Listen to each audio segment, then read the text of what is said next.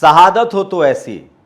100 देशों के जो नेता हैं वो पहुंचे हैं तेहरान, ईरान की राजधानी तेहरान, खामनेई की शहादत में। पहली बार शहीद खामनेई के ताबूत को जनता के सामने रखा गया। सोचिए, एक नेता जिसने ईरान को सुपर पावर बना दिया, एक नेता जिसने ईरान को इतना ताकतवर बना दिया, जिसने अमेरिका को धूल चटा दिया है। आप कल्पना कर सकते हैं दुनिया भर में ईरान के लिए जिस तरह की सिंपैथी है और सहानुभूति है, उससे साफ है कि अमेरिका पूरी दुनिया में अलग थलग पड़ गया है। भारत के तरफ से भी सलमान खुर्शीद जो कांग्रेस के सीनियर नेता हैं और महबूबा मुफ्ती सईद दोनों पहुंची हैं। वहीं ईरान की काबिलियत देखिए, एक ऐसे पाकिस्तानी मौलाना जो लगातार भारत के खिलाफ आग उगलता था, ईरान ने उसको अपने यहाँ आने से मना कर दिया है। मतलब ईरान अभी भी भारत के प्रति अपना प्रेम, अपनी दोस्ती छुपा नहीं रहा है। सोचिए, जबकि उसके एक युवाओं की एक नौसैनिक बेड़े को अमेरिका ने भारतीय सीमा के पास मार गिराया था। चाबहार बंदरगाह भारत के पास था। मैं फिर कह रहा हूं, अमेरिका और इजराइल दोनों अलग थलग पड़ चुके हैं।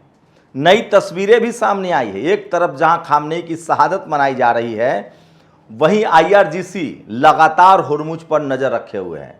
अमेरिका की एक एक चाल का जवाब दे रहा है। अमेरिका की लगातार कोशिश है कि दूसरे देशों के झंडे लगाकर तेल के बड़े बड़े शिप कतर से, जॉर्डन से, सीरिया से, इराक से, इन तमाम देशों से, बहरीन से, कुवैत से अपने देशों में ले जाया जाए, भंडारण कर लिया जाए। लेकिन ईरान है। ईरान ने फिर से एक शिप को डुबा दिया जिसमें तेल भरा था। ईरान साफ कह रहा है कि जब तक जो तुमने समझौता किया है $325 बिलियन का हर्जाना नहीं दोगे, तब तक तुम्हारा तेल का एक बूंद भी हम जाने नहीं देंगे होर्मुज से। और ट्रंप का बरबोलापन लगातार जारी है। ट्रंप पता है क्या कह रहा है? ईरान खाने के लिए मोहताज है, ईरान में गरीबी है, हम ईरान को अनाज देंगे, ईरान हम ही से सामान खरीदेगा। मतलब देर सवेर उसे $325 बिलियन का हर्जाना देना है, तो अपने नागरिकों को समझा रहा है कि हम जो पैसा देंगे उसके बदले उसी पैसे से वो हमसे अनाज खरीदेगा, तो हमारा पैसा लौट आएगा। सोचिए कैसे गर्दन फंसी है डोनाल्ड ट्रंप की। बेशर्मी की इंतहा है, हद है। कोई राष्ट्रपति युद्ध के बाद इस्तीफा दे सकता है? कैसे झूठ पर झूठ, झूठ पर झूठ, झूठ पर झूठ।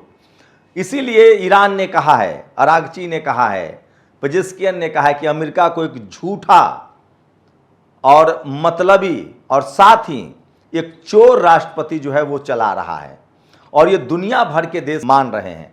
मेलोनी ने यही बात कही कि वो एक सनकी राष्ट्रपति है, मैंकरा ने यही बात कही है। तो सोचिए कैसे बेंजामिन नेतन्याहू और ट्रंप ने दुनिया की मुश्किलें बढ़ा दी है। भारत की मुश्किलें भी बढ़ी थी, लेकिन चलिए कच्चे तेल की कीमत फिर से नीचे आ गया है और ईरान ने फिर से अपनी दोस्ती दिखाई है।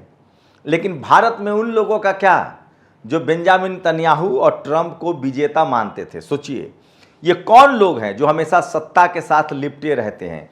इनको लगता था कि दुनिया में अमेरिका और इजराइल को कोई हरा ही नहीं सकता है, इसलिए लोग बेंजामिन नेतन्याहू और डोनाल्ड ट्रंप की आरती उतारते थे। लेकिन सब धरा का धरा रह गया है।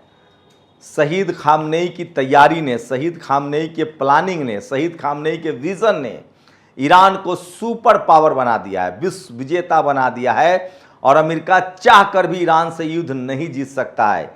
ये सबसे बड़ी खबर बता रहा हूं, और पूरी दुनिया 100 देशों के नेता जो हैं वो तेहरान पहुंचे हैं। दुनिया की स्थिति बदलने वाली है, दुनिया का खेल बदलने वाला है। अमेरिका इजराइल का दौर खत्म हो चुका है, वक्त खत्म हो चुका है। एक और न्यूयॉर्क टाइम्स ने खुलासा किया है कि जिस समय बातचीत हो रही थी, दरअसल बेंजामिन नेतन्याहू चाहता ही नहीं है कि युद्ध बंद हो। उसे पता है कि जैसे ही इजराइल में युद्ध बंद होगा, इमरजेंसी खत्म होगी, उसके बेटे, पत्नी और उस पर भ्रष्टाचार के आरोप लगेंगे, और जिसके बाद उसे जेल जाना पड़ेगा। खुद इजराइल के नेता विपक्ष ने कहा है कि एक गृह युद्ध के जरिए नेतन्याहू ने सत्ता पर कब्जा पाया था, और जब उसकी स्थिति कमजोर होने लगी, जब सुप्रीम कोर्ट में सुनवाई चल रही थी, जब उस पर भ्रष्टाचार के संगीन आरोप लगे, और जब तेल अवीव में प्रदर्शन शुरू हो गए, तब उसने राष्ट्रवाद के नाम पर फिलिस्तीन पर हमला कर दिया। सोचिए, 2 जजों की संदिग्ध मौत भी हो चुकी है। लेकिन सवाल है कि क्या बेंजामिन नेतन्याहू की इन करतूतों से, इस राष्ट्रवाद के आड़ में छुपे युद्ध से इजराइल की स्थिति बदलेगी? कल तक जो इजराइल दुनिया का सुपर पावर कहलाता था, वहां 1 करोड़ में से 50 लाख लोग आज भी डर से बंकर में रहने के लिए मजबूर हैं। डोनाल्ड ट्रंप की क्या है सोचिए। तो इसीलिए कहा जा रहा है कि उसने पजेस्कियन, अराजकी और गालिबाफ तीनों नेताओं को जो बातचीत के टेबल पर थे, उनको मारने का प्लान बनाया था। खैर, इसमें कोई नई बात नहीं है, लेकिन सबसे बड़ा सवाल है कि इजराइल का क्या होगा। इजराइल पर खाड़ी देशों की नज़र है, उसमें तुर्की भी शामिल है। कतर हो, जॉर्डन हो, सीरिया हो, संयुक्त अरब अमीरात हो, सब ने कह दिया है कि अब समय आ गया है कि इजराइल को पूरी तरह से जॉर्डन, लेबनान, फिलिस्तीन और यमन के इलाके को खाली कर देना चाहिए। गजा और वेस्ट बैंक को खाली कर देना चाहिए। सोचिए, इजराइल की तभी तक दुनिया में पूछ थी जब तक वो अमेरिका डरा नहीं था, अमेरिका ईरान से हारा नहीं था। सऊदी अरबिया के विदेश मंत्री ने कहा है कि अब क्या डरना, अब इजराइल को कौन बचाएगा। अमेरिका खुद अपनी नहीं रक्षा कर पाया, वो इजराइल की क्या रक्षा करेगा। तो देर सवेर गालिबाफ ने भी क्लियर कर दिया है कि हमारा वक्त आ गया है। हमने जो कहा था, खामनेई ने शहादत से पहले कहा था कि इजराइल नक्शे से खत्म होगा, फिलिस्तीन आज़ाद होगा, वो वक्त आ गया, अब हम वही करने वाले हैं। अमेरिका अगर 325 बिलियन डॉलर का हर्जाना नहीं देता है तो होर्मुज नहीं खुलेगा। वो जितनी कोशिश कर ले, वो कोशिश करके देख चुका है। उसके दर्जनों युद्धपोत डुबाए जा चुके हैं, उसका 5वां बेड़ा ध्वस्त किया जा चुका है। ईरान के पास वो ताकत है जिसकी वजह से सोचिए, उसने अपनी वायु क्षेत्र को, अपनी वायु सीमा को पूरी तरह से सुरक्षित बना लिया है। उसके एयर डिफेंस सिस्टम के सामने अमेरिका की कुछ नहीं चल रहा है। सोचिए युद्ध कितना भयानक हो सकता है। यूक्रेन ने बकायदा रूस को पैरों पर खड़ा कर दिया है, रूस के सारे रिफाइनरी को उड़ा दिया है। 6 लाख सैनिक मरे हैं यूक्रेन के और 16 लाख सैनिक मरे हैं रूस के, ये जानकारी सामने आ रही है। पुतिन ने अभी हाल ही में कहा था कि यूरोप चाहता है कि 2 टुकड़े हो जाए रूस का। तो सोचिए, जो लोग तानाशाह होते हैं वो देश को कैसे मुश्किल में डाल देते हैं। पुतिन ने भी देश को राष्ट्रवाद के नाम पर ही यूक्रेन के साथ युद्ध में डाल दिया। रूस इस युद्ध में इसलिए नहीं जीत सकता है क्योंकि यूक्रेन के साथ पूरा यूरोप खड़ा है, हथियारों की सप्लाई हो रही है, अब अमेरिका भी खड़ा है। सिर्फ चीन ऐसा देश है जो बिल्कुल पूरे खेल में, वो ईरान, इसी तरह से ईरान भी नहीं हारेगा क्योंकि ईरान के साथ भी चीन है, नॉर्थ कोरिया है और रूस भी खड़ा है। तो दुनिया जो है वो इस युद्ध को आप देखते रहिए, समझते रहिए। युद्ध में जो लोग देश शामिल हैं उनकी बर्बादी तय है। लेकिन सबसे बड़ी राहत की बात है कि ईरान पर कब्जा करने का अमेरिका का मंसूबा अगर सफल हो जाता तो पूरी दुनिया में अमेरिका की हुकूमत चलती। लेकिन सोचिए, अमेरिका जो है वो चीन की तरफ आंख उठाकर भी नहीं देखता है, अभी भी वो रूस की तरफ आंख उठा के नहीं देख रहा है, नॉर्थ कोरिया की तरफ भी आंख उठा के नहीं देख रहा है, और ईरान के तरफ तो अब दुनिया का कोई देश नहीं देखेगा क्योंकि उसकी अपनी वायु रक्षा प्रणाली है। इस दुनिया में किसी भी देश की मजबूती के 3 अहम पहलू अब माने जाएंगे। पहला, उसके पास एंटी बैलिस्टिक मिसाइल हो। दूसरा, उसके पास सबसे आधुनिक और सस्ता ड्रोन हो। और तीसरा, वायु रक्षा प्रणाली। सोचिए, एयर डिफेंस सिस्टम। जिस देश के पास ये तीनों ताकत होगी वो दुनिया में किसी से नहीं डरेगा। और ये तीनों ताकत विज्ञान से आएगा, तकनीक से आएगा, पढ़ाई लिखाई से आएगा।